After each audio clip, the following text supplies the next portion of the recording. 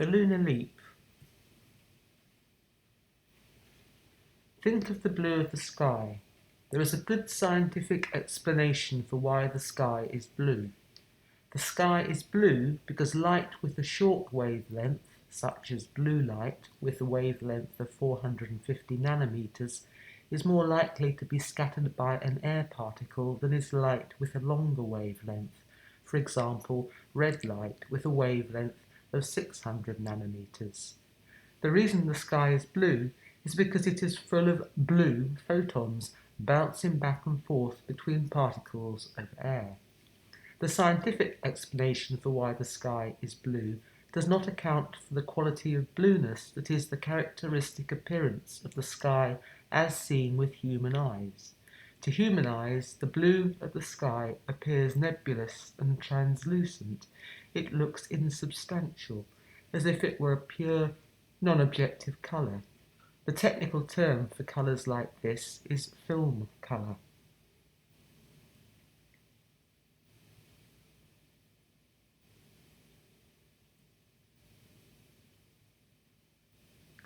Yves Klein is best known for his monochrome paintings that he painted with a special paint invented by himself and named International Klein Blue.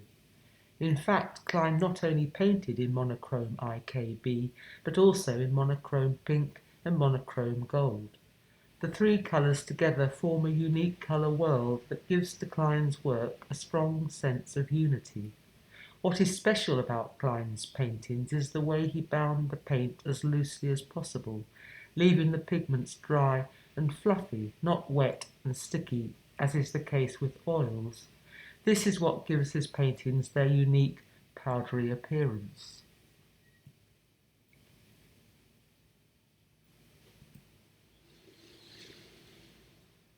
Klein is also known for his fantastic photograph of himself leaping from a building and appearing to fly through the air.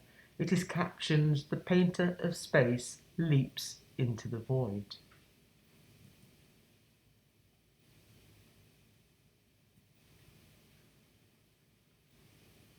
Dr. Watson Architects became interested in Klein's proposal for the architecture of the air. The key ingredient of Klein's air architecture is a transparent roof consisting of a layer of compressed air that gives direct visual access to the sky. The air roof forms a climatic barrier, sheltering places for human habitation without enclosing them. Klein imagined it would be deployed at various scales, ranging from a house, an urban district, to sheltering a whole city.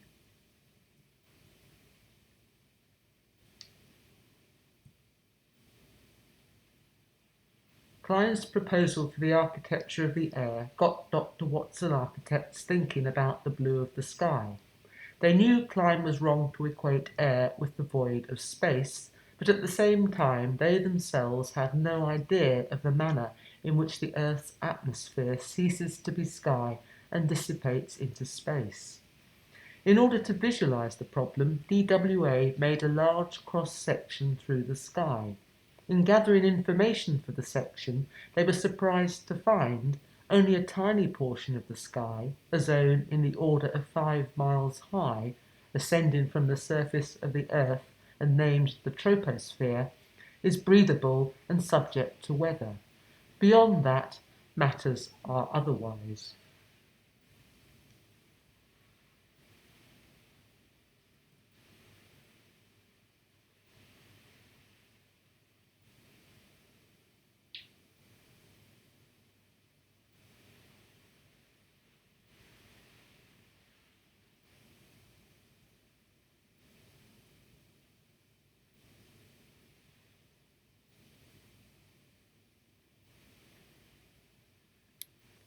The Lunar Leap.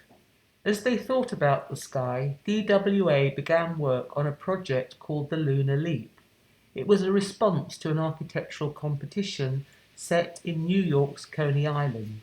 The brief asked for the design of a pavilion to sit at the foot of the now unused parachute jump, a 262-foot tower of lattice ironwork from which intrepid pleasure seekers would drop 250 feet in seats made for two.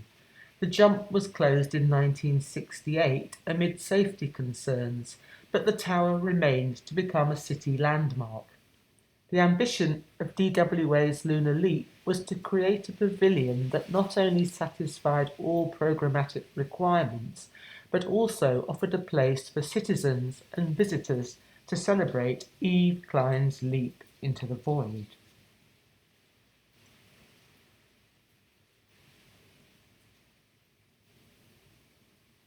The dominant element of DWA's design was a cruciform gantry held 20 feet above the ground by 6 steel columns.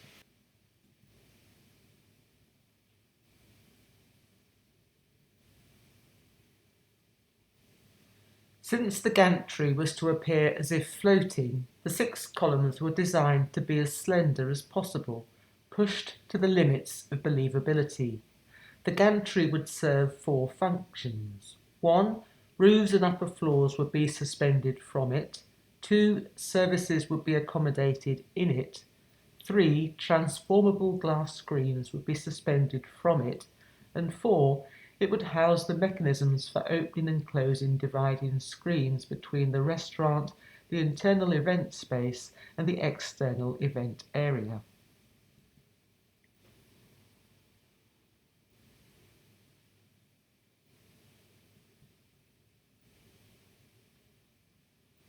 The subdivisions of the pavilion would be organised so that the restaurant, bar and internal event space could be used independently or in any combination according to the demands of particular user groups.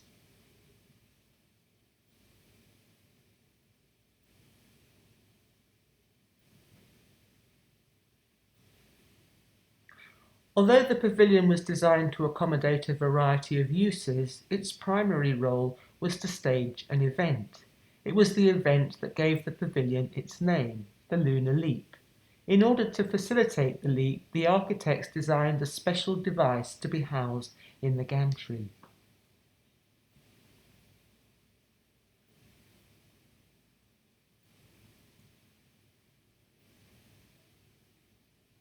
You can work out the location of the device from the yellow pipes and ducts that service it. With the device in place, those faces of the gantry looking towards the external event area and parachute tower would be equipped with an array of 496 nozzles. When the device was switched on, the nozzles would project jets of coloured air, so tightly compressed that they would look like colour vectors. The nozzles would be organised so that the pattern of vectors would produce a colourful grid appearing in the airspace just above the heads of citizens and visitors assembled in the external event area.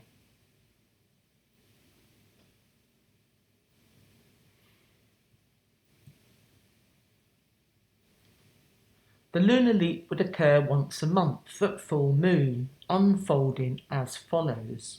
Visitors to the pavilion would gather in the outdoor event space. The device would be switched off and the visitors would be able to gaze upward towards the blossoming summit of the parachute tower, silhouetted against the deep blue ground of the night sky.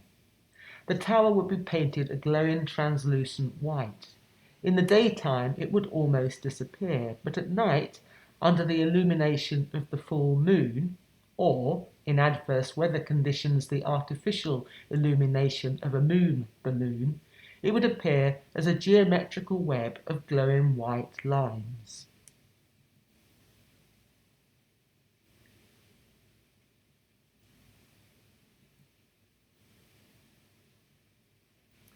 As the visitors gaze up towards the summit of the tower, so a flotilla of tiny bodies would appear to leap from the top. The bodies would drop gracefully through the night air, limbs spread wide, embracing the exhilaration of free fall. The visitors watch as the bodies drop towards them, seeming to grow bigger as they plunge towards the earth. The visitors become agitated. They are half thrilled and half dismayed in anticipation of the impending impact. As the visitors reach the peak of emotional tension, so the device comes to life, with an enormous roar.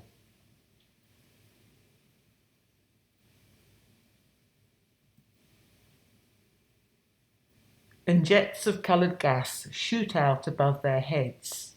Although rushing closer, the falling bodies are now much harder to discern, obscured by the gaseous vapours of the colourful grid.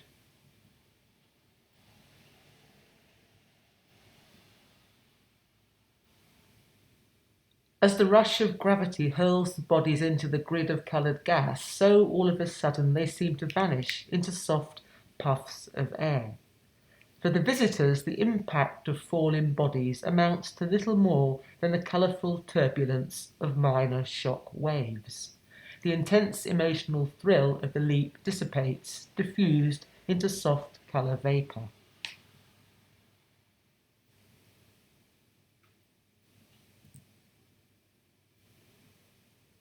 The visitors too then begin to disperse, leaving the event. They feel satisfied, yet at the same time are fully aware they will never quite know what it was they had just seen.